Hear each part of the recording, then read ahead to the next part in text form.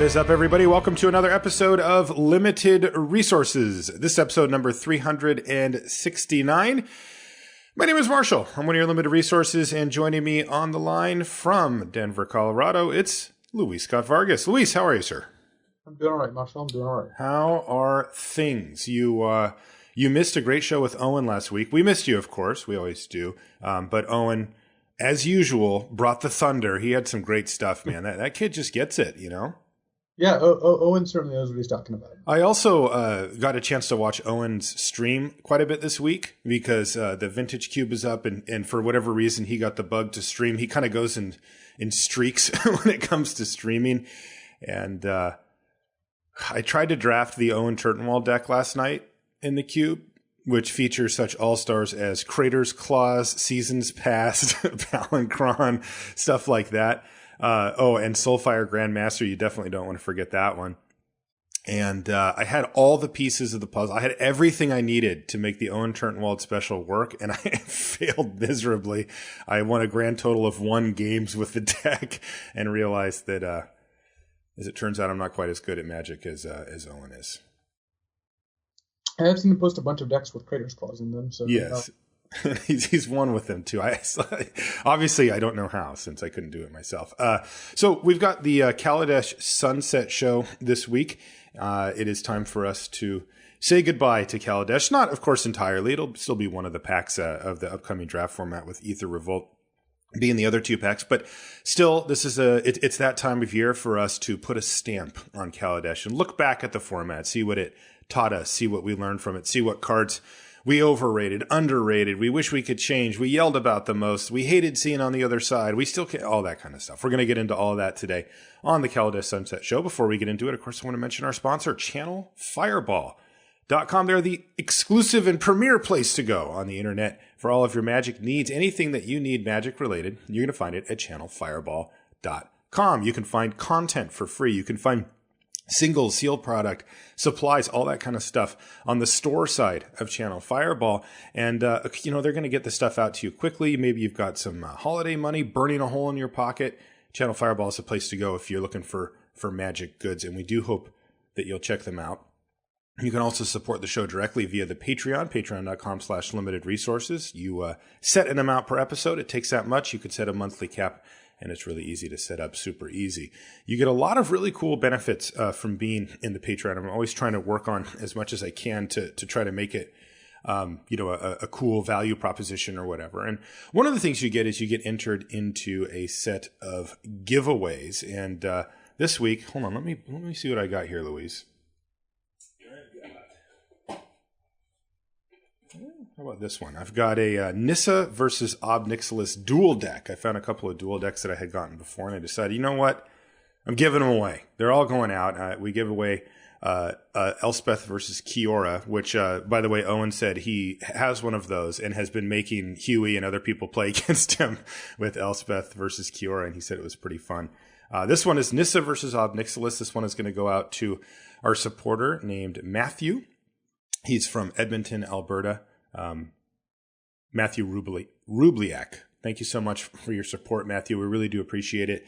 And I'm going to be making a big trip down to the post office in the next week or so to get this stuff shipped out. Another bonus that you get for being on the Patreon is that you get to submit questions for the question of the week. And I've actually got a few of them I wanted to cover this time, kind of varying topics, but I felt like this would be a good show to dive into a little bit deeper on a couple of these. The first one comes from Peter. Peter Sievert says, "Hey, dear Marshall and Luis, first of all, as a young father of 2, I like to agree with another one of the questions here. He says, even though his work schedule allows him to squeeze in an MTGO match here and there, he always looks forward to hearing the show." Thank you, Peter. That's great. We're happy to hear that you, even if you don't get to play as much as you'd like, you still get something out of the show. He says, "My questions first," and Luis, I'm going to aim this one squarely at you, and I know you're on break from work, but I need you to put on your game designer hat for me here. So he says, "Scry 1 after mulliganing seems like a great idea to me. The Scry X, where X equals the time of mulligans, came to my mind recently, which I would like even more. There was a controversial discussion at the local store with different opinions from limited and constructed players. What do you think of this rules proposal?" The main problem I have with it, I would prefer just scry 1, even if no matter how many times you mulliganed, is scrying X, when X is greater than 1, soon becomes a somewhat unpleasant enterprise. People don't realize how bad it is, but scrying 3, looking at 3 cards and deciding which ones you want on top, which ones are on the bottom, is a lot less fun than just looking at a card and deciding whether it's good or bad. It's like maybe not overwhelming, but it starts to load up on the complexity. Is that what you're saying? Right. Scry 2 is more complicated, more than twice as complicated as Scry 1, and Scry 3 is more than 3 times as complicated as Scry 1, because you are not only deciding whether cards are good or bad. When you scry 1, you look, do I want this card or not? It's very easy, right? Like, you just decide whether you want this card or not. When you scry 2 or 3 or 4 or whatever, you then have to look like, well, I want this card, but if I want this card, then I do also want this card, and I don't want this card. But if I don't want this card, maybe I want this other card instead that I wouldn't have wanted otherwise. And it becomes a lot more complicated. And you also end up in a spot where you know what your next multiple draws are, which is also something that's not generally desirable. No, that's terrible. Like, the whole fun of the game is the draw step, right? You get a new card and you don't know what it's going to be. I wouldn't want to know what the next, 2 or 3 cards are from the top of my library. Is there any abuse potential there? It does. I mean, it makes combo decks better because those are the decks that care least about having the total number of cards and more just a specific combination of them. For limited, I wouldn't say it was like an abuse case. For constructed, maybe it's slightly higher. But mostly it's just that you're slowing down the beginning of the game. Also, like, you don't want to, like, when you start the game, both players are ready to start playing. They're ready to play their first land, play their 1-drop, or pass the turn. But then your opponent spends, 45 seconds scrying 3. That's so much less exciting than just looking at their top card. Well, it's a land and I need a land, so I'm going to keep it. Yeah, and that is what it comes down to most of the time anyway, right? Is, land or not, or that kind of thing. Okay, the next question was, Peter says, the opener in older shows, Uprising from Muse, is a great song, and I recognized it, and that gave me the push to finally get the album that I wanted to buy since the opening of the show in London in 2012. What is the current opener? I'd love to get that one as well. So he's referring to back in the day when the show first started, and I was using music from a couple of my favorite bands to open the show. First, just a small clip from Muse, and which is one of my favorite bands. And then I switched when I got a license thing to use the songs from We Were Promised Jetpacks at the end of the show.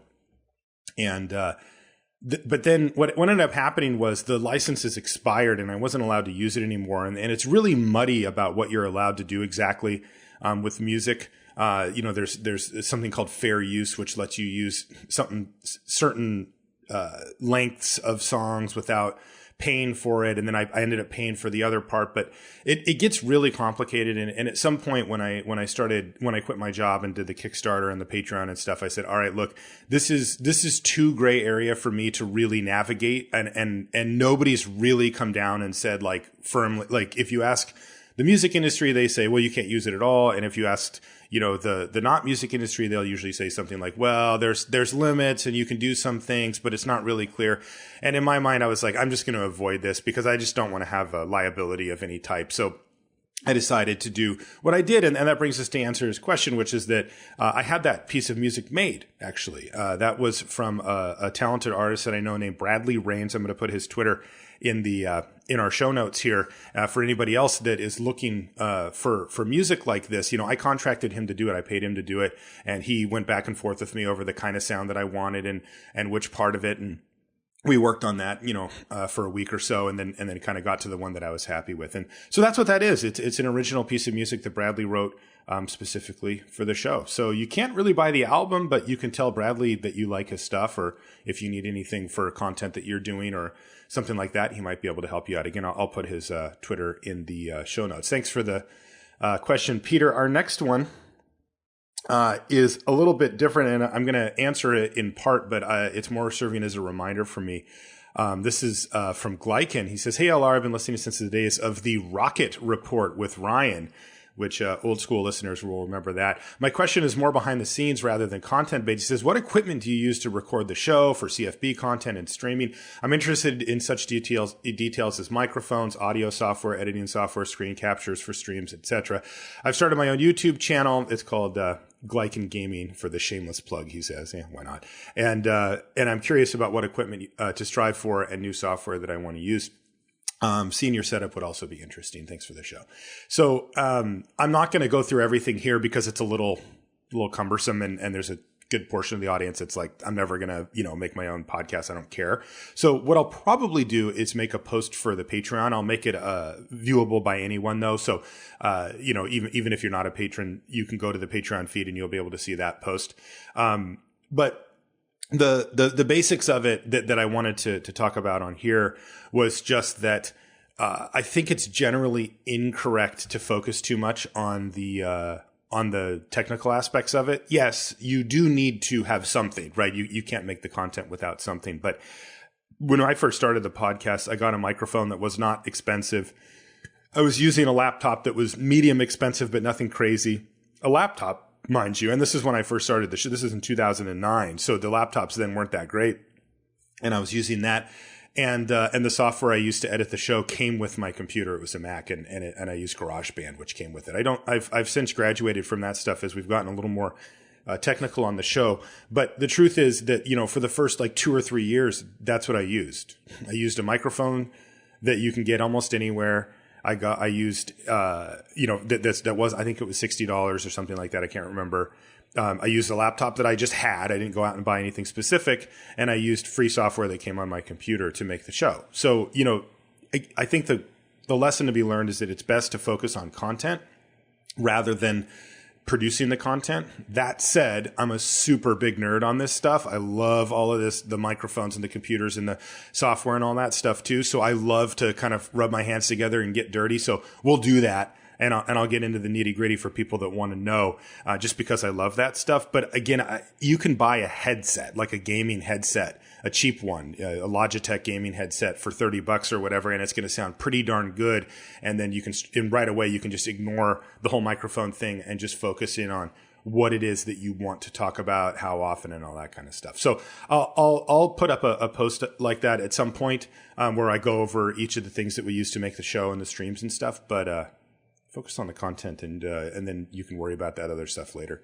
One more comment or question that we've got from Stein Van Osh. He says, "Hi guys, this might be something you didn't think of much, but I've been wanting to ask you about it." He says, "Right after the election, Huey Jensen came out as gay. To a gay Magic player like me, even if I don't play all that much anymore," he says, "to see a Hall of Famer come out like this was a pretty big deal. In recent sets, LGBT in-game visibility has increased with cards like Guardians of Melitist." How do you say that? I don't even know. Kianos and Tiro. Yeah, I'm not sure. Alesha and Ashiok. You guys have talked about diversity in your survey results podcast. So I think you care about this, which he is correct. We do care about this. But some folks reacted poorly to these cards and to Huey's coming out. Quite a few people said, "It's about the game. I don't care who you are, but why does this have to be a thing in Magic?" Obviously, I disagree, he says. But from your high-level perspective, what are your thoughts on LGBT inclusion and diversity in the community, something that Magic should or shouldn't focus on? He says, "Thanks for making a fun podcast. I love listening to it." Thanks for the question, Stein. I didn't want to go, super deep on this, but I did want to solidify our point here, or our stance on the show, which is I think I can speak for Luis here. I think it's very important. I think it's very, very important.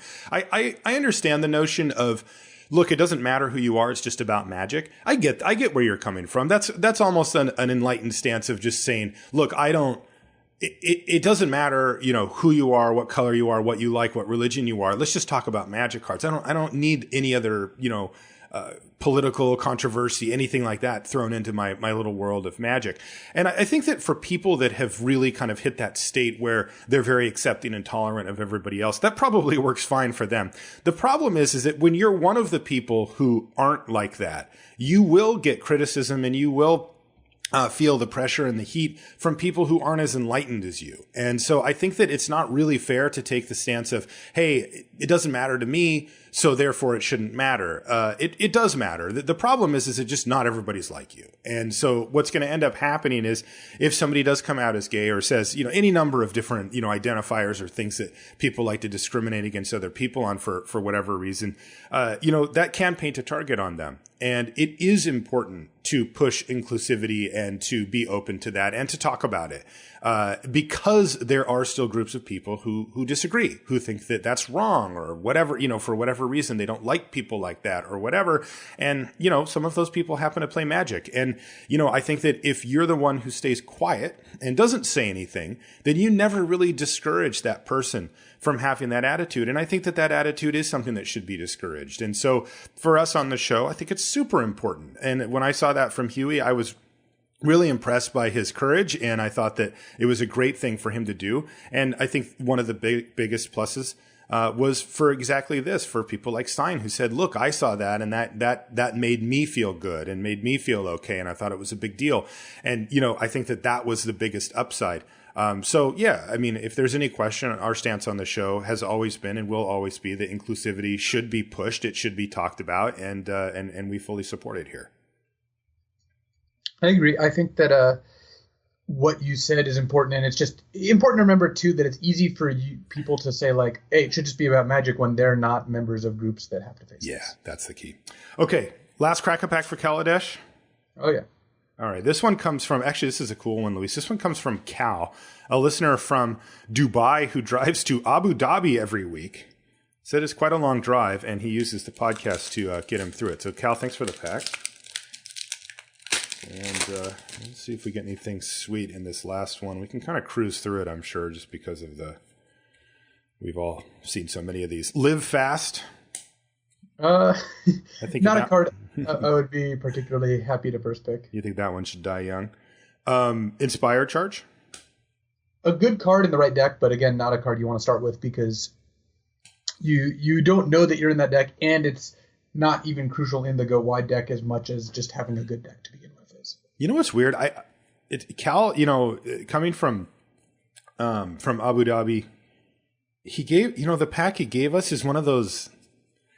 I don't have a better. It's one of those waxy packs. You know what I'm talking about? Oh, I know exactly what you're talking about. Yeah, the ones that kind of slide together, and it's looser. Like the cards aren't tight in the pack, and also they're in kind of a weird order. Isn't that cool? I don't know. I always find that interesting how this is. They're English cards. They're all the same, but for some reason they package them differently for different regions. Gearseeker Serpent. I do like Gearseeker Serpent. I first picked Gearseeker before. I don't know if I will again because I don't know if I think I'm done drafting Kaladesh, but yeah. I do like Gearseeker. Yeah, and you'll never have a chance to first pick it again. True. You will have a chance to pack 3-pick one it if you want. Subtle Strike. A solid combat trick. Not on Gearseeker's level, though. I agree. Thriving Ibex. Fine card. Not on Gearseeker's level. Wild Wanderer. That's a card I played a lot. I like that card quite a bit. I like Wild Wanderer. She does a good job of making your, red, blue, green decks work. Yeah, exactly. Built to Smash. Fine card, but no. Sage of Shayla's Claim. Get out of here. Spontaneous Artist. Fine card, too, but not as good as these ones. All right, now we got to our uncommons. Consul's Shield Guard. That's a 3/4 for 3 and a white with energy activated ability when you attack. Or triggered ability, I should say. Make something indestructible. Yeah. I don't like it as much as the Gearseeker Serpent, I think. Not really. Consul's Shield Guard is better than Prakata Club Security, but not by as much as you might think. Yeah, just because it's uncommon. All right, here's one. The worst of the modules, Decoction Module. I do like Decoction Module. This is the one that bounces. You can pay 4 tap and bounce your own creature, and then whenever you play a creature, you get an energy. But I prefer Gearseeker to start out with, even though Decoction I think I would too. Now, this is one that we haven't had in a Crack-A-Pack in a while, at least I remember, and I wanted to ask you about it. It's Essence Extraction. The 1 black instant does 3 to a creature and you gain 3 life. Great card. It's my pick now. I mean, this is the best card in the pack so far. Okay, good. That's what I was hoping. It's a very good removal spell. It's better than any of the common removal spells. I think it's better than Welding Sparks. I think so, too. I was hoping you were going to say that, but I've heard a few people kind of say, Essence Extraction hasn't really impressed me as much as I thought. And I'm like, really? It's impressed me a lot. All right, that brings us to our rare. And then we've got a basic land, and then a foil, and then a token in order here. Our rare is Cultivator of Blades. Speaking of a card that hasn't really impressed me as much as I thought it would. Yeah, I thought this card was just going to be like a bomb of some kind. It's just not. So it's good. You will take it a lot of the time, but I think I would actually just take Essence Extraction here. I think I would too.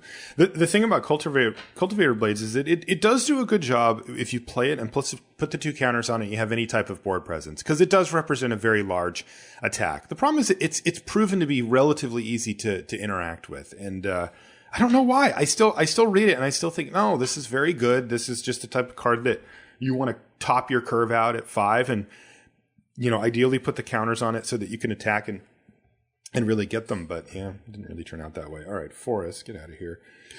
Our foil is a Spireside Infiltrator, which is certainly not going to take the crown from Essence Extraction. Nope. So we did it. We finished our Crack-A-Packs with Essence Extraction, narrowly beating out Gearseeker Serpent, Decoction Module, maybe even a Wild Wander in there. Okay. Cultivator of Blades. And, right. Yeah. Narrowly beating out Cultivator of Blades and none of those other cards that I just mentioned. Okay. So that puts us right here into the sunset show for Kaladesh. So the first thing that we're going to do is we're going to summarize this bad boy in one sentence. If we could summarize this set, what would it be? And I put Prophetic Prism or Renegade Freighter? ? I tried to top that, but I just couldn't. That is actually the way to summarize this. Yeah, I mean, and we're going to see this thread as we work our way through, but what the hell? It's so strange that these 2 cards on 2 complete opposite ends of the spectrum, one of them being very aggressive, one of them being much more slow and controlling, somehow this is still a question, even though this format is... At this point, it's just old. Like, it's not even mature, or, it's just like now it's like, almost in our rearview mirror. And here we are still having this discussion. That's something that we're going to see a lot as we go through. What ended up being the best archetypes? I think that blue-green energy that often splashed a color ended up being quite good. Yeah. Black X artifacts, blue-black or white-black, which looked different, but they were kind of base black at most of the time. The only time it was base blue is when you had a lot of Gear Seekers. So that ended up being pretty good. And then white-based aggro with white-red as being the best option. Yeah, and then, the other flavor of that I ended up liking were the inspired charge decks, which were often white-black, or you could put them in a red-white deck too, but the white-black inspired charge deck was one that I ended up going to a lot. I did think, though, that the best deck was or at least the deck that I drafted the most, I'll tell you that for sure, was the blue-green, and then usually splashed red. Whirler Virtuoso and Welding Sparks were probably the 2 number 1 splashes for that deck. But that deck had some serious late game punch. That thing could do broken, stupid stuff in the late game, and had enough of an early game where, it wasn't easy for your opponent to run you over. Sometimes they still did. If you happen to draw, a module and a prism or something as your first couple of plays. But in any of the other scenarios against the mid-range decks, and even often against the other control decks, this deck just gave you such a good long game plan of, using some module or something to generate a ton of advantage. It was just really fun to play too. Yeah, and I mean, this is like the common thread, right? Where we're not sure whether the Renegade Freighter deck or the Prophetic Prism deck is better, and the module decks are firmly in the Prophetic Prism camp. Yeah, exactly. And then, the white-based aggro decks, white just had a lot of very good aggressive cards. We mentioned the red as being the best secondary color for it. And there was multiple reasons for that. The red was, the other most aggressive color in the set. So even some of the mediocre commons like the Spireside Infiltrator that we just talked about, those type of cards certainly fit into that deck, and they were best at home there. But also you got some of the gold cards, those ones really seemed to fit in as well. Your veteran motorists did a really good job in decks like that. And even, if you got lucky and opened a DePaula, you could also use that to good effect. And things just kind of came together in that deck. It had cards that cared about vehicles, and that was the deck that was most adept at taking advantage of vehicles. And even some other random stuff, like I said, DePaula, if you looked, it was like, oh, this is a dwarf too? Okay. And, you would just play from that position. And I think that those decks ended up being pretty good. They were a little different from the Inspired Charge decks that would go wide. Remember when we had Paulo on and he was talking about how much he did like the vehicles, especially the good vehicles, which there was a pretty strong dividing line between the playable ones and the shrug-worthy ones. But, those were a big part of the equation too. And of course, we're going to be talking about vehicles a bit here when we look back. What was the worst archetype? And I use the term archetype loosely here that you actually drafted, Luis.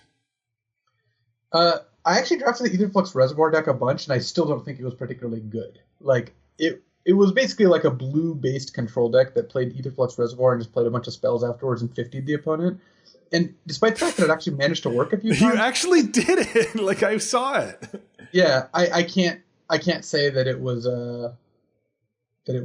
particularly one I would recommend, I guess is the way I put it. So okay. I don't even know if it's an archetype. It's just a card, but it did lead me down that path. Do as I say, as it were. You know, I remember the archetype that I tried to draft very early, like week 1 of the format, was like a Thriving Turtle aggro deck, and which just seems so bad now. But at the time, I had played against somebody at the pre-release, and they had put a Thriving Turtle down, and we were still figuring out how energy would work, how much we would be able to have, where we'd be able to spend it, how those dynamics were working. And my opponent put a Thriving Turtle down on turn 1 and put a +1/+1 counter on it for the next 5 turns. It had 5 +1/+1 counters.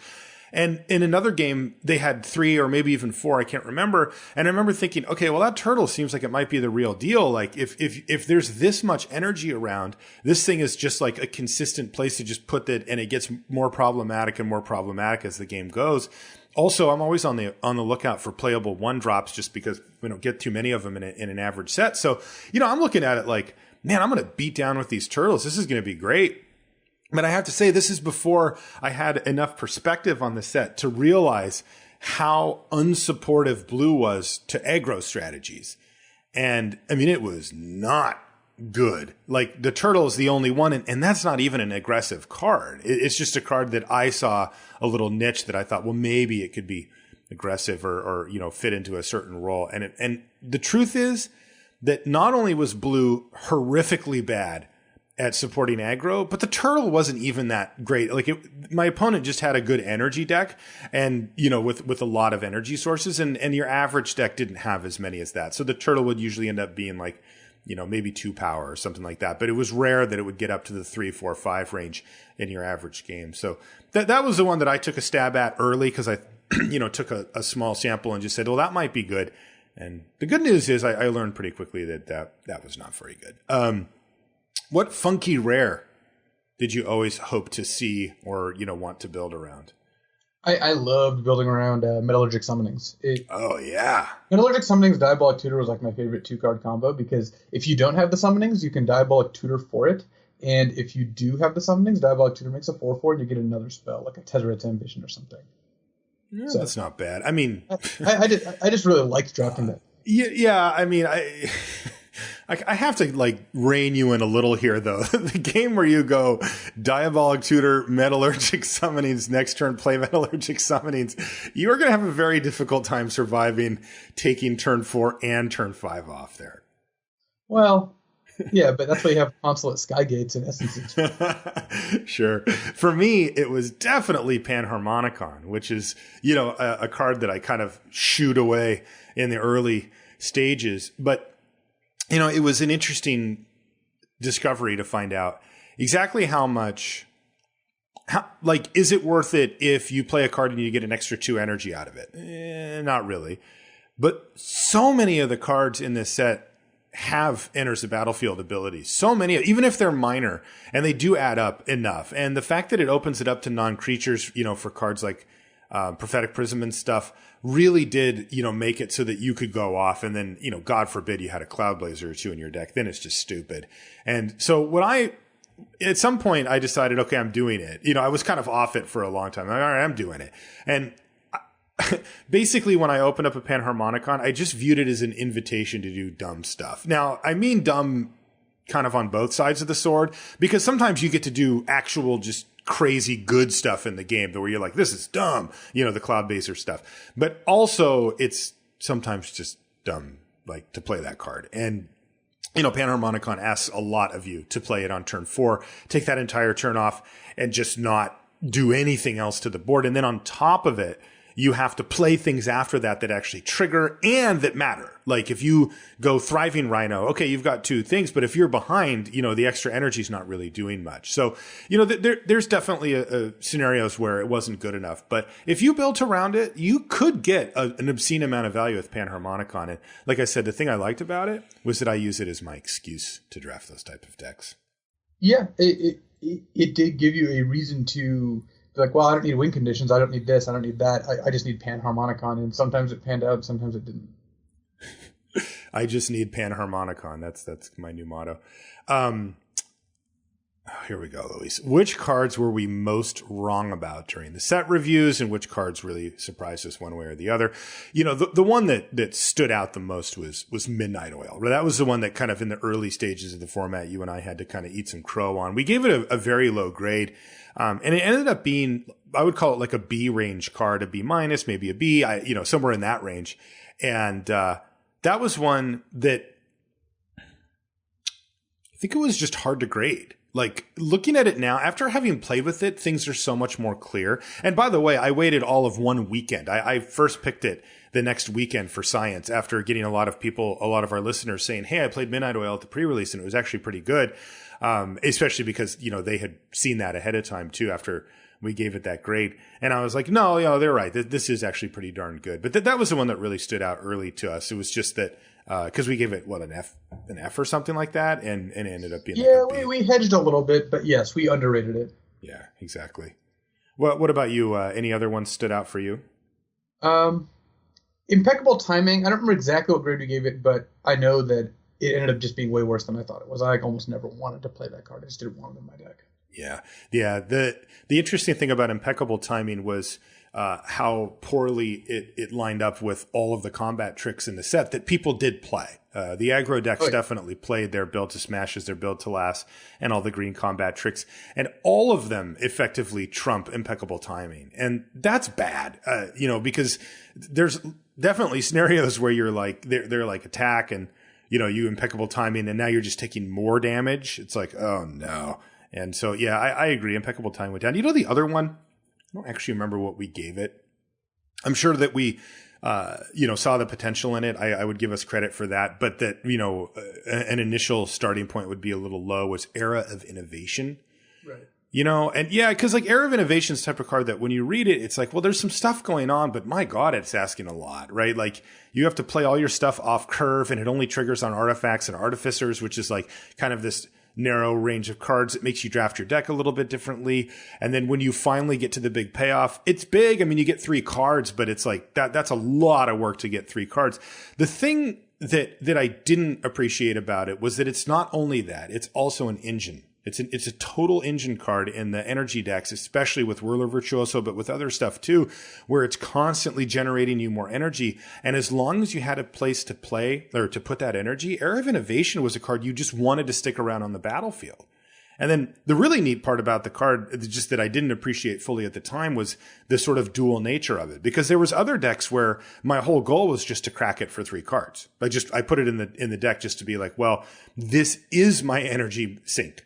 Which is weird because in some decks it was an engine that produced the energy, and in other decks it was the place that I wanted to put my energy. And I think that's a really narrow but cool design for Era of Innovation, and it ended up being more powerful than I thought too. Like it was a card I wanted in a lot of my decks.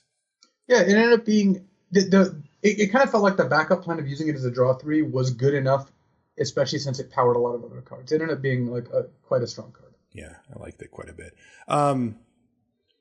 Underrated cards. What jumped out to you for underrated? And it's weird because we're so far into the format, but still, what are some of the cards that you think, this still just shouldn't be here? Why aren't people giving this card more credit? Well, initially it was Prophetic Prism, right? Like, yes. I mean, that card is probably overrated now, is my guess, but it was a card that for a long time, or at least a reasonable amount of time, people, like, it just kept climbing. Like, how good is Prism? And some people were like, well, it's better than any common but Weldon Sparks. Like, that's insane, right? Where when we first saw it, we're like, well, this card is going to be a card. It doesn't cost you much to play, so you'll put it in most of your decks if you can get one, but you don't really think about it much. Right. And there's so many cards like that exist. This one just happened to fit in so much better. I ended up thinking Acrobatic Maneuver was a little underrated based on the reactions we got when we talked about it with Paulo.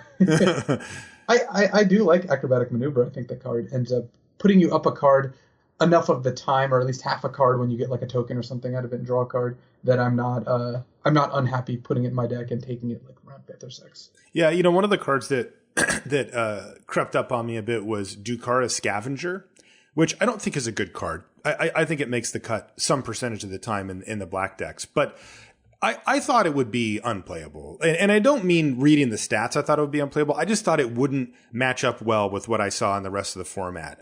With some viable aggressive decks where the Scavenger looks woefully slow. And the fact that it doesn't give you card advantage, since it puts the card back on top of your library, meant that for me, with the stats that it had at the cost that it came at, it's not even drawing you a card. To me, I was like, that's just not really going to be a package that I want to play. But it turns out that the card actually did scrape up into the barely playable range. And you would see it occasionally. And it did some things that you were like, well, okay, like, I got my Restoration Gearsmith back on top of my library. And then I played it. And then I got the thing back. And you're like, okay, there's just enough here for this card to make the cut occasionally. And I got to say, when I saw it, I didn't think it would be close to that. I didn't think it would make the cut ever. I thought it would just be one of those, cards that you just see go around the table and nobody ever puts it in their deck. And even though it didn't become a staple or a card that you saw very often, the fact that I ever saw it surprised me. So that was one that I think, I underrated a little bit. The other one that this one's kind of boring, but it's just Ambitious Etherborn, the 4/3 with Fabricate one. When it comes to 5-drops, that's a pretty good 5-drop. It's either a 5/4 or 4/3 and a 1/1. And, I don't know that I would, put a big golden star on it that said underrated, but it does seem like it's slightly better than some of the common 5s in the format. What about overrated cards? This one's kind of interesting because for some reason, a lot more cards came to my mind that were overrated than underrated. I think that a lot of the cards, especially the energy cards, ended up looking a lot better than they were. Like Thriving Rats for sure was overrated. Like that card, yes. I ended up not very happy with. Janjit Sentry just cost too much energy to use, I think, was the big problem. And then Ether Torch Renegade, just like pingers, pingers that didn't always work. It was not a card, especially for 3 mana, was not a card I really loved. I mean, I think that Ether Torch Renegade to me is probably the poster child for overrated cards, because and by us, by the way, I mean we gave it somewhere in the B range. I still haven't quite figured out why it didn't work out, because a pinger, even if it does have a relatively steep energy cost, is still a pinger, and we know how powerful those can be, especially in limited. It also gave you 4 energy when it entered the battlefield for just 3 mana, which is already good. And then it gave you this random extra win condition of doming your opponent for 6 if you saved up a bunch of energy. And we know, especially these days, that places to put energy are at a premium. Yet still, Ether Torch Renegade is just not a card that I really care that much about. I'll play it occasionally, but, I thought we'd be first through third picking this card, and it's just not even near that. And honestly, I still can't really figure out exactly why. I wonder if there's just not enough X1s, or the X1s are too, like, a lot of the X1s are just Fabricate, tokens that you don't really care about killing. I'm not sure exactly. I think that might be it. That could be it. Like, if you play Ether Torch Renegade and they're looking down at a Propeller Pioneer, they're like, well, putting the counter on it, they can certainly work around that. There are not that many X1s. And the ones that you do kill, you kill, a Sage of Shayla's Claim. It's like, well, bravo. That's not really, a big game-winning play or whatever. So maybe that's it. It is a little pricey on the energy as well. Another one that came to mind was Furious Reprisal.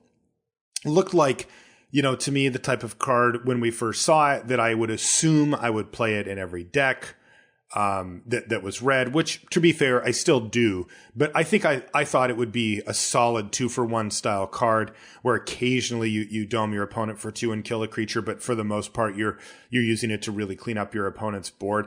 And while there are certain decks that's true of, most of them it's not. And Furious Reprisal, to me, definitely took a notch bump down, where it's a card that I'm fine having, and I always end up putting in my deck if I'm in red, but like I'm not splashing for it, which is a big sign. And also, it's not a card that I feel like I must pick if I see it in the first 1 to 3 picks or whatever. It's a card that, again, I'm happy to have, but not dying to get. Well, sorcery speed removal just gets a little worse when you have vehicles. also spreads things out or makes things a little bigger than they would be. Like Peem Outrider is just kind of gigantic for a common. So Fierce Reprisal, just the clean 2-for-1 killing your 2-drop and 3-drop just was not a card or not a situation that really happened. Right. Another one was Saheeli Rai. Felt like that was overrated. I mean, it just looks so flashy because it's a gold planeswalker, but she didn't really do that much. Yeah. Yeah. And she just didn't do that much. I mean, almost all planeswalkers are super excellent in limited. And to be fair, Saheeli Rai, I think, was playable, but she wasn't great. She would be, to me, on par with like a reasonable uncommon. Something decent, a good card, but when you open up a gold mythic planeswalker, you're like, holy crap. And I mean, while some people copy Etherflux Reservoir, I've done that, and I was referring to you, and kill their opponent in one turn with it. Most people weren't doing anything nearly as flashy as that. Oval Chase Dragster too. Thought it would be a little better.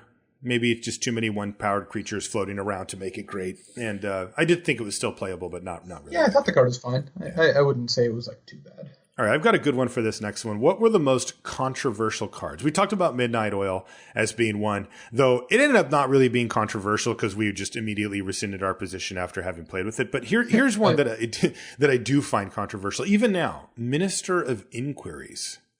Yeah, so this is the one, too, that mills your opponent for 3 by spending energy and gives you 2 energy when you play it. Yeah. I always thought this card was just crap. And then a lot of people were like, well, no, this card's great. It's a good win condition. And yeah, maybe when you get 2 of them or something. But it turns out, I think if you're in a high energy deck, the opportunity cost of playing just 1 Minister was not too bad because it was like a reasonably fast clock. And if you had enough ways to make energy, your opponent did have to deal with it. And if they have to kill your 1-drop, you're going to be up on mana at the very least. Yeah. On the other hand, I do still feel like people overrated it. So I do too. But it is funny because if you go up and ask people, what do you think about this card? You're going to get a very wide range of answers, ranging from, yeah, I'll put it in my deck to no, to, yeah, no, that card's good. I want that. And I think that, after we've gotten a chance to play with the format for a long time, those are the type of cards that really signal controversy for me. What were some of the notable first picks that could really set the course for your draft? I mean, the first one is like Metallurgic Summonings, right? Yeah, Metallurgic Summonings is because that's the kind of card you literally can't put in your deck unless you build your entire deck around it. Right. That card I really did enjoy doing that. Metalwork Colossus was an interesting one that I drafted around a couple times where you kind of prioritized like puzzle knots and vehicles and other like artifacts that you wouldn't normally put a high priority on because the Colossus was quite a powerful card. If you can cast it on turn 6 or something, it is just gigantic and it will come back eventually. Yeah, one of the cards it fits this description, though I don't think that actually first picking it was correct, was Electrostatic Pummeler. Because, if you took that card, you knew exactly what you were trying to do. Larger than life, get in there. Yes, larger than life. And, God willing, you could pick up a Blossoming Defense. And then, of course, you needed energy. So you were looking for ways to make more energy. But, I mean, it happened. Like, that's the thing is that while I don't think it was generally correct to take an early Electrostatic Pummeler and be like, we're doing it, because the problem is that you would run into scenarios where you didn't draw your pummeler and then you had a handful of, larger than lives and stuff like that, which generally wasn't great.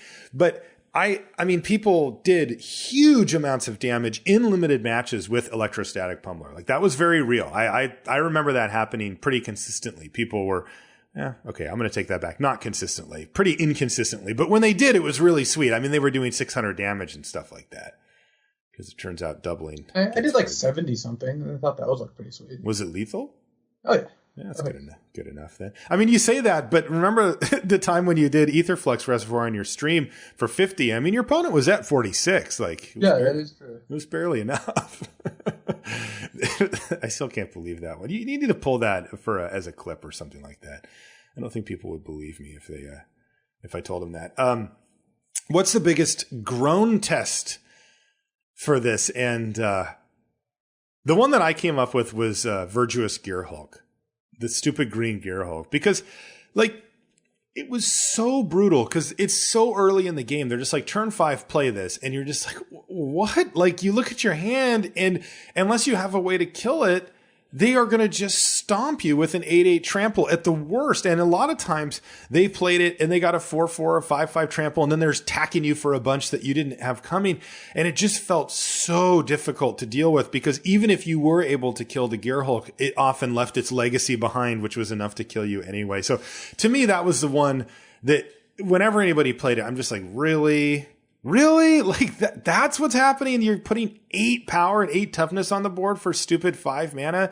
And you look, there's just so few cards that can actually deal with that. Your best case scenario was that they pile all the counters on the Gearhulk and then you get to snap it off with, Tidy Conclusion or something. But that never happened. They always just attacked you with a bunch of stuff and still had a creature back. Oh yeah, Gearhulk was just 2 4/4s for 5 mana essentially. Yeah. Is it too good? Too good? No, it's too good for limited, isn't it? Yeah, it's not even the best card in the set. Yeah, but it's still like really good. It is really good. It's a mythic rare. I mean, sure, I wish mythic rares weren't quite that absurd, but I think it's fine. Mythic rares don't come up so often. Like the one I put here was Demon of Dark Schemes, and the reason I did was because when they played this, it would kill like 2 of your creatures, and then you'd have this big flyer to deal with. But also, if you ever let them untap, it wasn't just that you had a couple turns to deal with the flyer before it killed you. They would also just start drawing an extra creature every turn, right? They would just spend 3 mana and a bunch of energy and just put a creature into play. And it just puts it into play, and you're just sitting there like, okay. Yeah, and then on top of it, you had to still, like you said, deal with the 5/5 flyer on top of all that. Yeah, that was pretty good. What was the most frustrating bad card to lose to? The one that you'll not miss playing against, or that just annoyed you? And I'll take the first shot at this one. All right. And this one's for all of your opponents. Aetherflux Reservoir. I mean, can you imagine being on the other side of you while you sit here and play Aetherflux Reservoir? You played Saheeli Rai. You copied the Aetherflux Reservoir. You also played Paradoxical Outcome and then gained like 40 life or whatever in one turn and then 50'd your opponent. Come on. Like this one's for all Luis's opponents out there. Aetherflux Reservoir is my vote. I put a slightly more common card, Aradara Express, and this is actually partially my fault. Whenever my opponent will play Aradara Express, this is the crew 4 8/6 menace vehicle, I would always want to be like, all right, well, I can just kill all their creatures, and then the Express doesn't do anything. And I would keep trying to do that, and sometimes they just had too many creatures, and I would just die to the Express, when really I should have just killed the train to begin with. But I always wanted to strand it there without that's so crew. Funny. And so this is kind of on me, but it always did annoy me. God, no, that's a great point, because there was always that back and forth with all the vehicles. If you did hold a removal spell on, do I kill the creature and get a virtual 2-for-1 where the vehicle stays parked in the garage? But if they draw almost any creature, it can crew it. But with the Express, it was different, because the crew cost, what was it, 17 to crew that thing? So you knew if you killed a creature or two that Express could stay in the station permanently. But yeah, you were right. It was never, they always drew extra creatures. That's just how this format ended up working, where it was more just a choice between, which one they wanted to attack with rather than if they could or not. And even with the Express, that card was really annoying. Okay. This is a big question for the set. Oh, yeah. What was the bombiest bomb, the card you hoping to open in your pack? Pack one, pick one of a draft or in your sealed pool. I've got to go with Sky Sovereign Console Flagship, because it was colorless. And not just colorless, it was also just an absurd card. Yes. It was a 5 mana 6/5 flyer that lightning bolted when you played it, and lightning bolted every turn when you attacked. Yeah. I think it's the best card in the set. I think that I don't know how to put this. I think that the best card in the set is Noxious Gearhulk, but for saving a mana and making it colorless, I think Sky Sovereign jumps it as far as efficiency goes.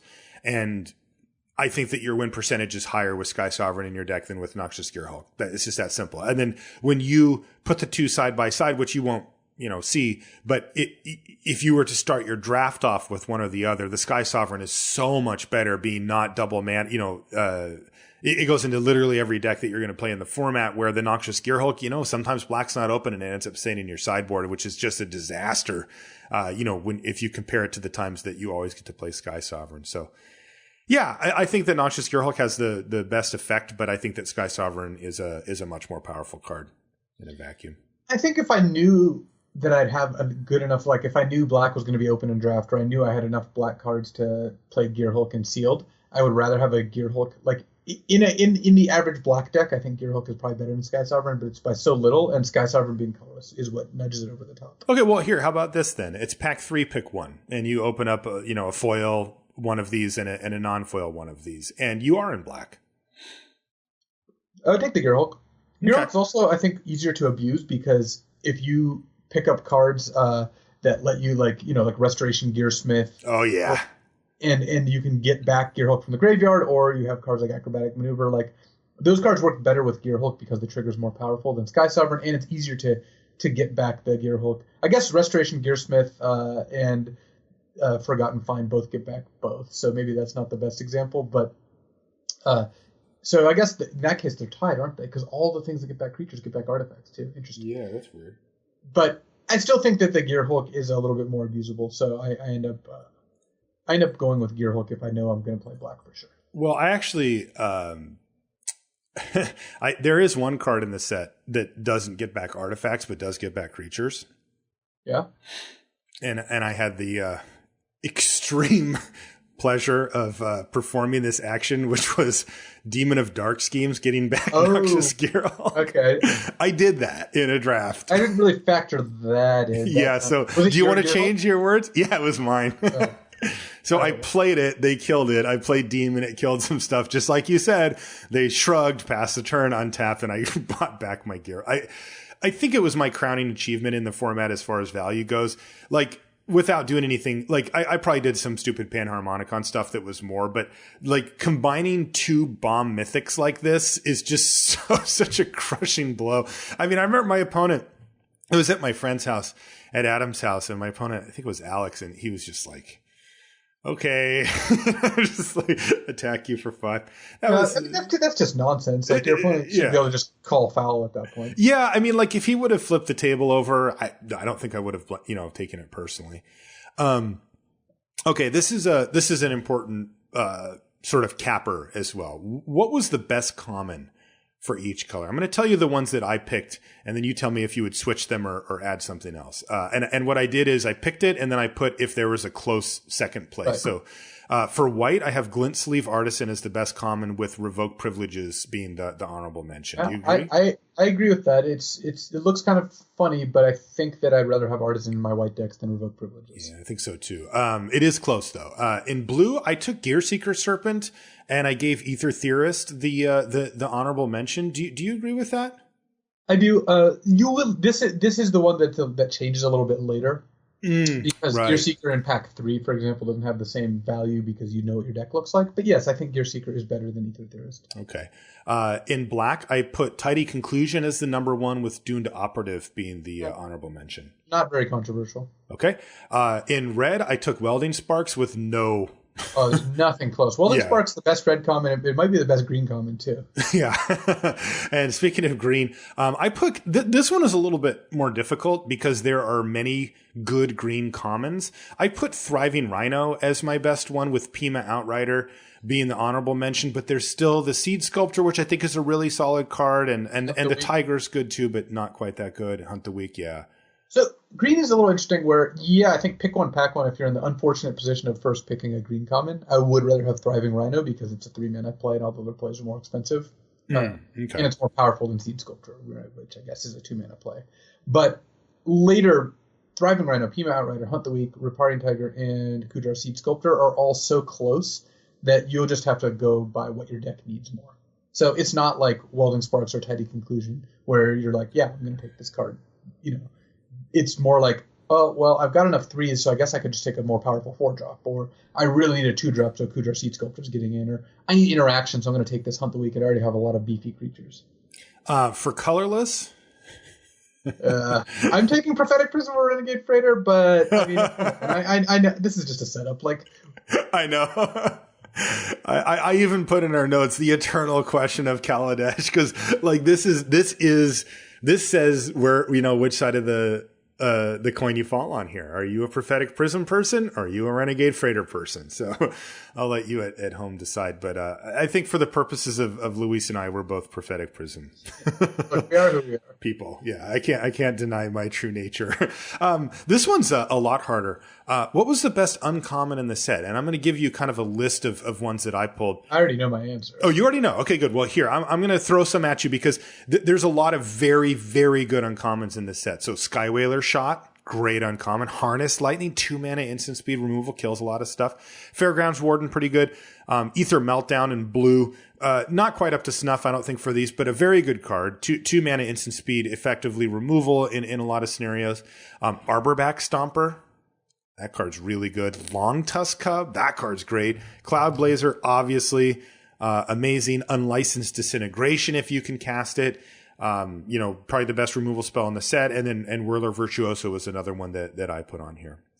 Where did you come down? What's the best uncommon? I like Whirler Virtuoso more than all these other cards. I just feel like Whirler Virtuoso is just a level above. If you had a good Whirler Virtuoso deck, it was not only the best card in your deck, you would always win if you drew it. Like, you would just make 4 factors. You'd have Era of Innovation or Decoction Module, and you would just go off. And even by itself, it's 3 mana for a 2/3 plus a 1/1 flyer. Like, that's very good. So, now, is there any part of your conscience that kicks in when I say Sky Whaler Shot? What do you mean? Like, you know how in the back of your head, like, you're like, well, this card's definitely sweeter, and I know it better, and it does all these things, but you know how oftentimes it's just like the more straightforward, easy to cast, get something dead type card that ends up bumping your win percentage up higher.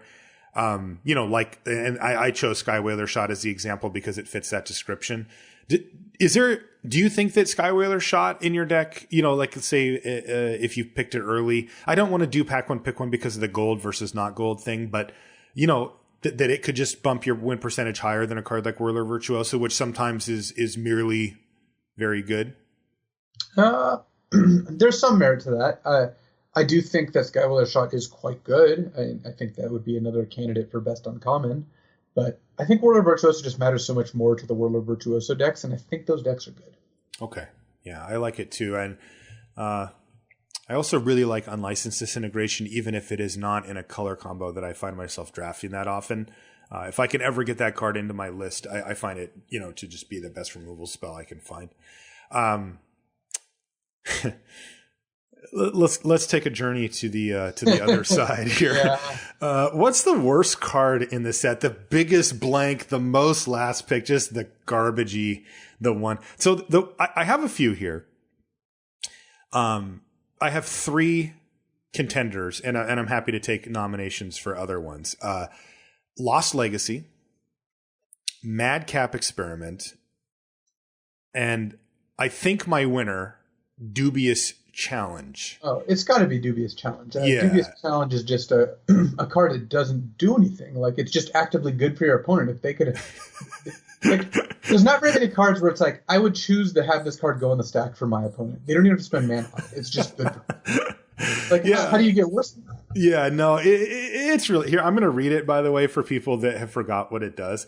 So it's 3 and a green for a sorcery. It says, look at the top 10 cards of your library, exile up to 2 creature cards from among them, then shuffle.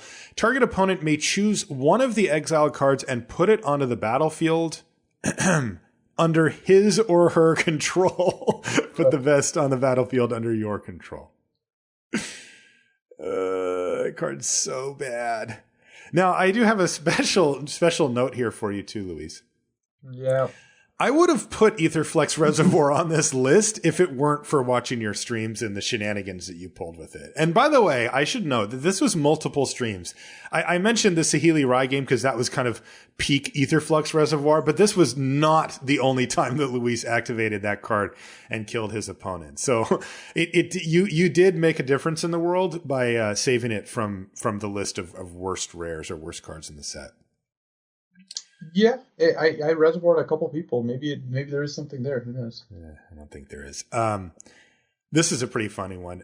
Which card was the most begrudgingly playable? The one that you're just like, I guess this is going to make the cut.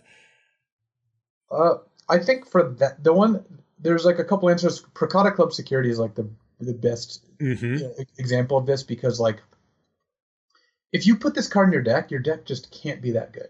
Like you ran out of playables. You don't have like a clear theme. It's just not the kind of card that you really ever want. It's not a beatdown card or a control card. Yeah, it does, and it doesn't play well with any strategy. Right. It's not a dwarf. It's not a relevant creature type. It doesn't make artifacts. It just has no, like, all it is power and toughness. That's it. I mean, yeah, that is it. Yeah. It's got a lot of flavor text. Yeah, it does. Some of the others that I noted for begrudgingly playable were Vidalcan Blade Master. Oh, yeah. It's no genius, Scott. No, it should be fine, but it's like, fine. Cowl Prowler. The old... Yeah, it was fine, but it's like, that's not what you want to be doing. Accomplished Automaton. Sorry, man, but definitely begrudgingly playable. I even put Consulate Skygate on this list. I like Consulate Skygate. I know you did. That's why I put it on the list. I wanted to hear what you had to say about it. So you think this is just playable, not begrudgingly playable? Yeah, it's a notch above. Where, like, if you have a deck full of nonsense, your Metallurgic Summonings deck, or your Triple Gear Seeker Serpent deck, or your Etherflux Reservoir deck, where you're just trying to, like, do big things, Consulate Skygate did trade for many of the 2-drops in the format, some of the 3-drops, and because it had reach, it was relevant even later. Right, you've made a case. The card that jumped out to me was Cogworker's Puzzle Knot, because it didn't go into that many decks, but when you did play it, especially if you weren't playing Inspired Charge, you're like, I need something to do on two mana, and this card is like somewhat playable, so okay, Cogworker's Puzzle Knot, but you're never ever happy doing it. What card will you miss drafting? Ether Theorist is actually a card I very much miss drafting. I just liked having that card in play, making your draws just like a little bit better, and just that made the whole game play out smoother. Yeah, that was a Plus good card. It blocked. Yes, it did. If you dared block with it, I'll miss drafting Whirler Virtuoso. Whirler Virtuoso kind of inspired you to think bigger and to look at the cards in different ways, and I really loved the 2-card combos that it had with it, like specifically Decoction Module and Era of Innovation. These were the type of neat things that you don't get to do that in every limited set. And they lead to a bit of a discovery, a journey of discovery, right? Like, you don't know, the first day that set came out, I wasn't like, oh my God, Whirler Virtual Decoction Module. It's just like, it's too broad for me to pick off those things right away. And also I have to sit there and go, okay, so I make a thing, then this triggers, I pay, then I get 2 more energy. Then if I have an extra energy, I can make another thing. If I can pay again, I can get, okay, it's like I'm getting a return of one for every 1 mana I spend, I'm getting 2 of my energy back. So then, I can make a lot of Thopters, but it's not infinite, and that thought process to me is really cool. And then the neat ideas that you get about combining them too, right? Where you're like, what if I have this, and this? And it seemed like Whirler Virtuoso was always at the middle of that intersection. I really like that one. What was the Martialist card and the LSV-ist card? For me, I think Ether Tradewinds really just represented a lot of what I like doing in this set. It was a card that was tricky. It was nonsense. It bounced your cards for your end of the battlefield abilities. It bounced your opponent card to keep them from killing you. It was kind of like a combat trick. It could make vehicles a little less impressive because they crew a vehicle, send it in, and you bounce it. I don't know, just did a lot of little nonsense things, which I is kind of what I do enjoy doing in Magic. Well, I think the Martialist card in the set is Cloudblazer, not remotely close. That's, it reminds me of Muldrifter, which is one of my absolute favorite cards. And the thing is, what I try to do with this is not overthink it. This question, I just try to just whatever comes to my mind first, and it was definitely Cloudblazer. Next one. What was Marshall's soapboxiest card? I didn't have too many, I don't think, for this set that I was really going off on. But one that definitely came up over and over was Renegade Freighter, especially in the early stages. And I wasn't, my normal soapbox rants are against people who play a card that they shouldn't, or right. Yeah. Why fog is bad or something like that. Yeah, exactly. That would be a good example. But this one was actually more from a design development standpoint, where I was just frustrated that this just seemed clumsy to me because it's so obviously overpowered and pushed. Maybe overpowered is not the right term, but it's so pushed that to me, I kind of read the tea leaves on this and was just like, I see what you're doing here, and I've talked about it on the show before when I've been on my soapbox, but the Cliff's Notes is just, it felt like they wanted to make sure that we would play with at least some of the vehicles, just because you can't make a set where one of the centerpieces is vehicles and have them all be bad or unplayable. And I felt like they overcompensated a little bit by pushing cards like Renegade Freighter and Smuggler's Copter to ensure their playability. But they did it in a way that was like, wow, like this card.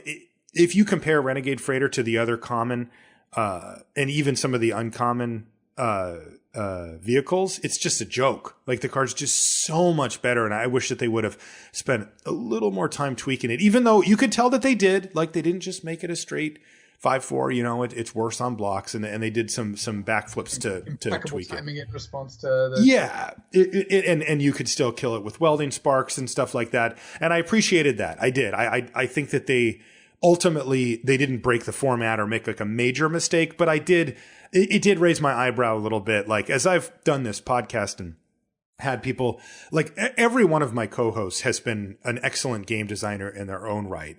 With 3 of the 4 being actual game designers by trade. And Brian was a fantastic, like he designed his own sets, and he really had a deep understanding for how these things worked as well. So, you know, everybody, I've learned a lot from you guys over the time, and I see things differently now than I used to, where I would just take a card at face value, but now I'm looking at it and I kind of reverse engineer some of it, and I'm looking at it like, yeah, there was some meetings behind, I could just sense meetings behind Renegade Freighter and people being like, look, we need to make this card good enough, or, you know, we need to make a splashy vehicle so that people will see how cool they are and play them. But at the same time, you know, well, it got a little awkward, right? This isn't exactly a super clean design. So I think that would be the card that was the soapboxiest for me, but I'm okay with it. I'm not even that, I ain't even that mad. This is kind of a funny one. What card do you still have to read when it's cast against you? For me, it's definitely DePaula, Pilot Exemplar. Actually, it tilts me when, like, you know, even in coverage sometimes, like someone plays DePaula, I'm like, I know what the card does, but it's like, oh, does she pick up all dwarves, pilots, and vehicles? It's like dwarves and vehicles. She buffs all vehicles and dwarves. Like, yeah.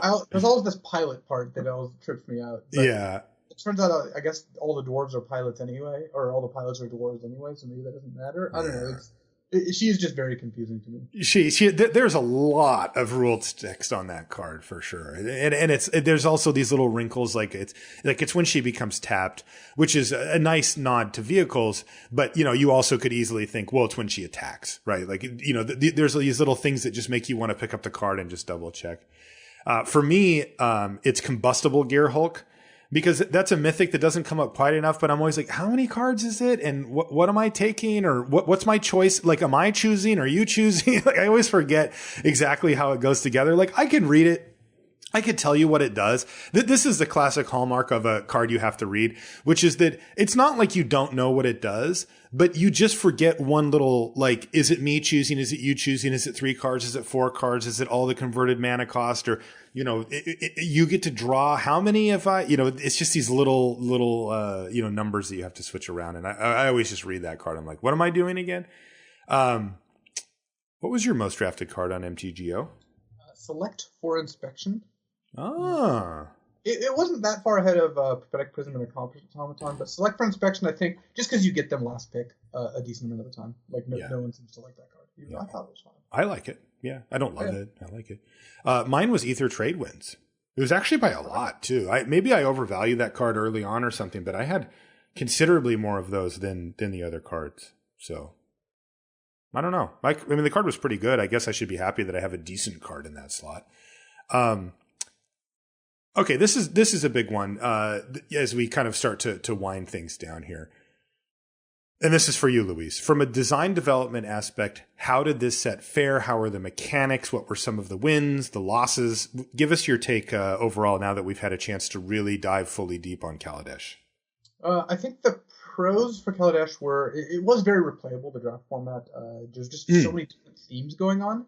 And one of the things I really liked about those themes is that it felt almost Lego-like in that you could combine a lot of different cards with a lot of other cards. Like, yes, there's Renegade Freighter versus Prophetic Prism, like that divide occurs, but a lot of the, like, energy/artifact/nonsense decks overlapped in ways where it's like, Gearseeker Serpent is good with Glassblower's Puzzle Nut. Glassblower's Puzzle Nut is good with your energy cards, and you could kind of bridge the gap there. So it was really fun just trying to like figure out what to do with all these cards, and that is hard to maneuver. It also, I think, had very good flavor. The set felt very bright, which is, I'm sure, an intentional contrast to Shadows over Innistrad and Eldritch Moon. So, oh yeah, that's a good point. It really did, didn't it? Especially because those other sets really did not. Right? They were solemn, dark. Going from that's interesting. Gothic horror to Inventor, sunny Inventorland is very cool. The cons actually were very related to the pros, which is it's very very complex set. It is very high complexity. Also on Magic Online, like you had on the board tricks, triggers, weird timing things like when you're supposed to crew vehicles, and it's the sort of set where I think that a lot of people who aren't as invested in Magic get put off by like, all right, how am I supposed to use this like Decoction Module card? Like there's just like a lot going on that is not intuitive. So that is always a drawback, right? And it's hard to cater to the people who want to draft all the nonsense decks and the people who would rather, who want a slightly more streamlined experience. And I think Kaladesh was just higher on the complexity than a lot of sets are. Do you think it pushed it? Like, do you think that this would be bad to repeat over and over again, for example? I think it's fine to have a Kaladesh. I don't. If every set was that, I think that you'd be running a risk of pricing some people out complexity-wise. Okay. For the mechanics, I think Fabricate was great. It's modal. You get to choose what you want, and both choices feel pretty good. And it's not that complicated. It's like, do you want tokens or do you want counters? You're getting the same amount of power and toughness, so you just kind of look at the board and decide what you want more, and it's kind of hard to feel like you got it too wrong. So Fabricate was pretty sweet. I really I liked Fabricate from the first moment that I saw it, and it held up. I think Fabricate was, like you said, from a simplicity standpoint, it met the bar where you got it almost right away. There was a couple of little rules wrinkles about like when you chose, but whatever, those were easy, and for most players those never came up. And then you just got to. And then it felt like both decisions were good, right? Like the punishing mechanics, which I kind of like too, to be honest, but I think that they're not as good for the game, are really tough. The ones where like if you make a decision, it's actively bad for you, where you make another decision, it's really good for you. That doesn't happen with this. There's a better decision usually, but they're both good. And I think that that's a good thing to put on like one of the hallmark mechanics of the set. Vehicles, I think, were good. Part of it is that they're sold by flavor. Everyone just like loves the idea of like running trains into your opponent and like piloting it with all sorts of weird things, like how is that bird piloting that freighter? Oh yeah, they love that. And that flavor and resonance is really important. So vehicles, I think, got, despite being a somewhat complicated, like the way the cards actually worked mechanic, it actually got there because of flavor. The flavor of both being fun and goofy. And they played fine. Is that why I don't like vehicles that much? Because you don't care about that part? Yeah, it doesn't really resonate with me. And I don't like vehicles. I didn't think they were that good. I think I wouldn't say that they were an unsuccessful mechanic, but I don't think... I thought they were clunky. I think the flavor part failed in many ways. Like if you want to go for the flavor part, and I don't want to take this too far down the rabbit hole, but I would say that, I envision then the creature in the vehicle, and therefore what happens to the vehicle happens to the creature. And that's just not the case. It's like the flavor disconnects for me when I envision a goblin running up to a train, starting the key to it, but then kind of just sending it, sending it into the red zone or whatever, but jumping out and laying on the ground, tired from having completed its task. It's close. It's really close. And by the way, I don't want to second guess R&D on this, because I have no clue how you would make this the way that I'm saying rules wise. I don't think you could. You'd have to have some horrifically terrible template where it was like, well, any damage that happens to the thing happen. It's like, forget it. Like I wouldn't want to know. And if I was faced with the decision working in R&D, whether to have a more complete flavor experience on it or just not do vehicles, I would do the vehicles with the slightly less optimal, flavor standpoint. Cause I think that these are cool. Like I think that even if I don't particularly like them, I think that they resonated with enough people that they were worth it. But I do think they have some fundamental issues. I think they're kind of awkward. I think that part of that played out well because I liked the fact that you had to decide, whether to block or not. One thing that I didn't love about them was how much pressure it put on the removal in the format where sorcery speed removal didn't work. And I don't like that. I prefer more interaction to less. And it felt like the presence of vehicles lessened the interaction in the set a little bit and made it so that the instant speed removal was even more powerful than it normally is when it already occupies the number one slot, for limited play. And the vehicles, make no mistake, were primarily for limited. I mean, there's really only 1.5 or 2. Sky Sovereign. Yeah, those are the only ones that have seen any play. Yeah, and I mean, you could make any one-ofs or whatever that would do that. But anyway, I don't know. I think the vehicles are a mixed bag. I don't think that they're, an overwhelming success from my perspective as a, limited nuts and bolts spike. But I also don't think that they were a failure. So that's where I came down on it. I like the Artifacts Matter themes. It's interesting because this is not the first or even second time Artifacts Matter has been a theme of a set, and this time it felt a little different. And it had its own Kaladesh theme to it. It's tricky to get artifacts right because they're colorless, but by having like Puzzle Knots, and cards like Dukara Peafowl, which have colored activated abilities, that way you make an artifact you can put in any deck, but it really does feel like a blue card.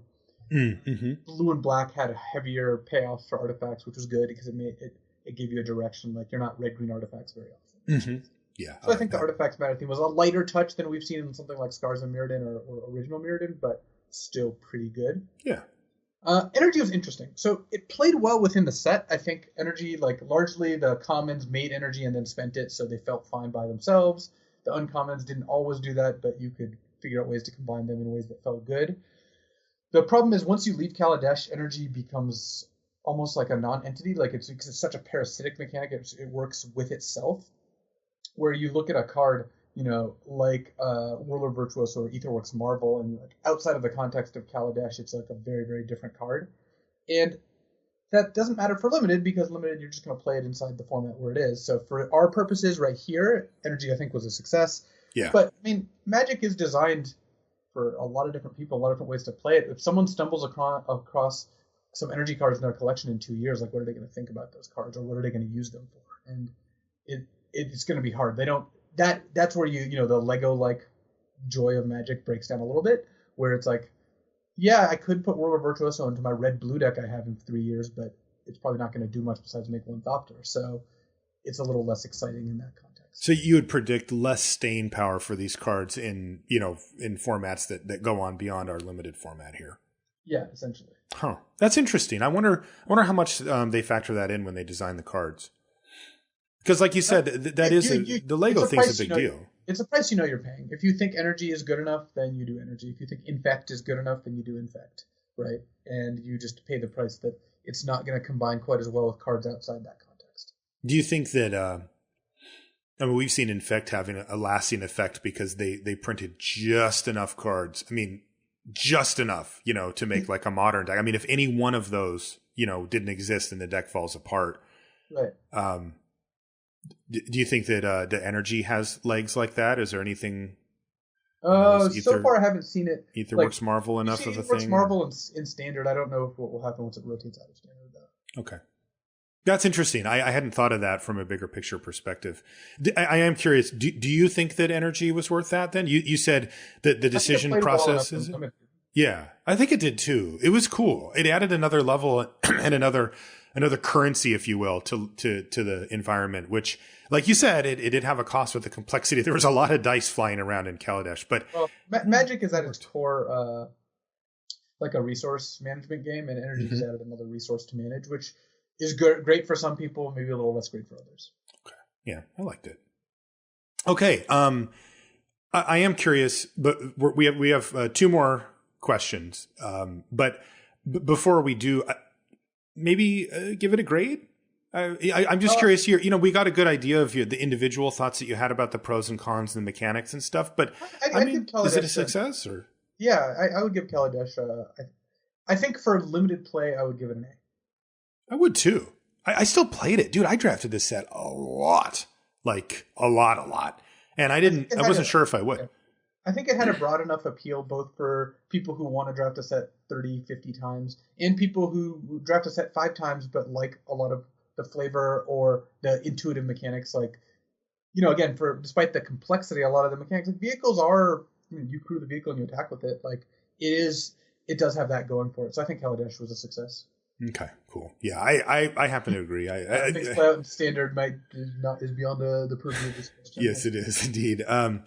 Okay, big questions. Two left.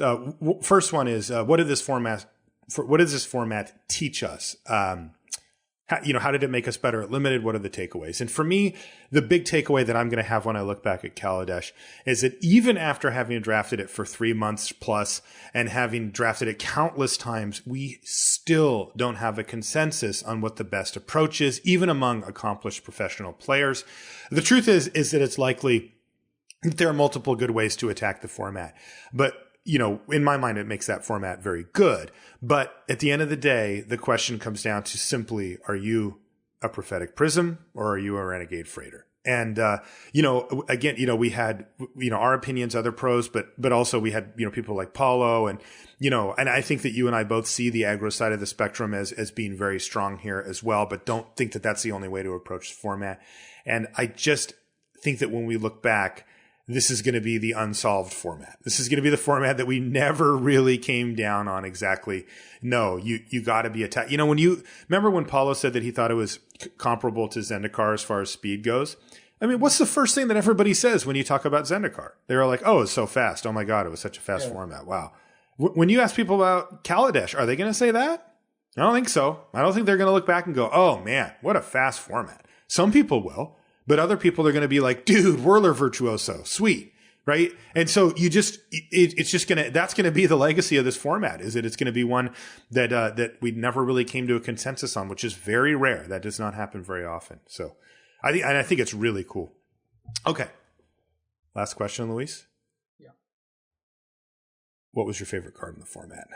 It was Aether Flux Reservoir. It was? That was your favorite? Yeah. That was at the end of the thing. That was the card I had the most fun with. It's just such a ridiculous card, and it leads to ridiculous games and ridiculous drafts, and it was just really fun. It just so much. I had so much fun playing Magic with that card. Yeah.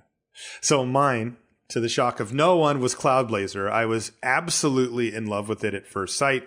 I spent my first 15 drafts or so, never seen a single one in the first 2 packs, and then finally the dam broke loose and I got a bunch of them and I just started taking, I don't think I passed one hardly ever. And, I played it as often as I could. I just knew that they don't give us cards like this very often. And I need to make hay while the sun's shining. And I damn well did. I found Cloudblazer to, fulfill every one of the dreams that I had for it. It lived up.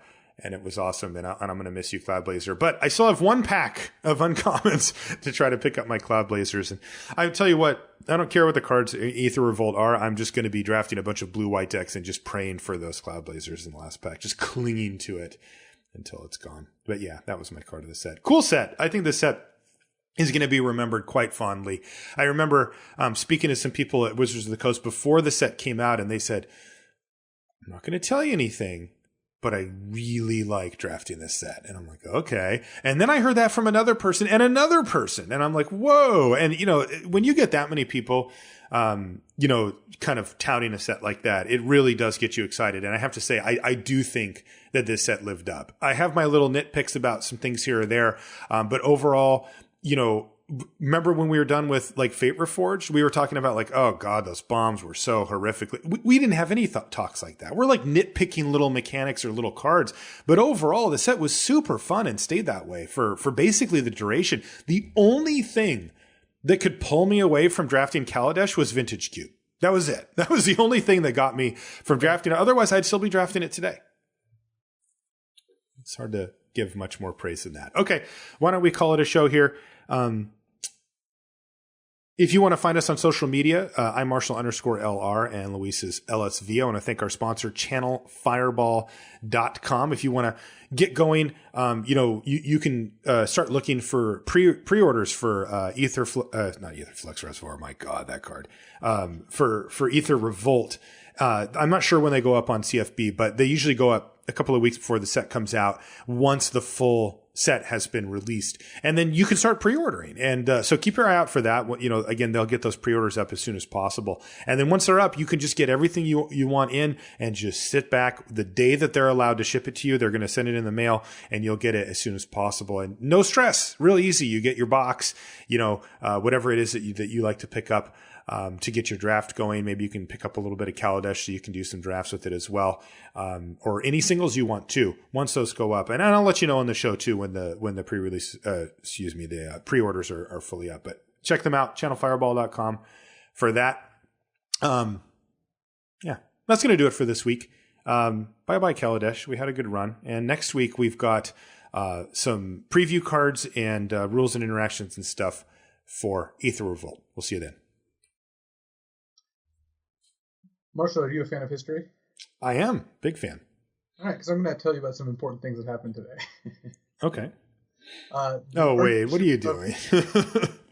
Look, I'm just running through the... No, I just realized. Okay, yeah, go ahead. Moments of historical significance. The Archbishop of Canterbury was assassinated on this day. Which I assume was important for some reason. Okay, I don't know who that was. He became a martyr, as it turns out. Ireland, the country, was established. Okay. So that's a momentous thing that happened on December 29th. Yeah, God. So the actual status of that was heavily contested over the next hundreds of years. Okay. Andrew Johnson, the 17th President of the United States, was born. Okay. December 29th. Texas, the great state of Texas, was admitted into the Union. All right. The New England Patriots went 16-0 in the regular season. They did not win the Super Bowl.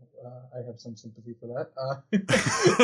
For going 16-0 but not closing. Yeah, it's a shame. But it's still a great accomplishment. One I would definitely list on things that happened on December 29th. But the most important thing that has happened on December 29th? What's that?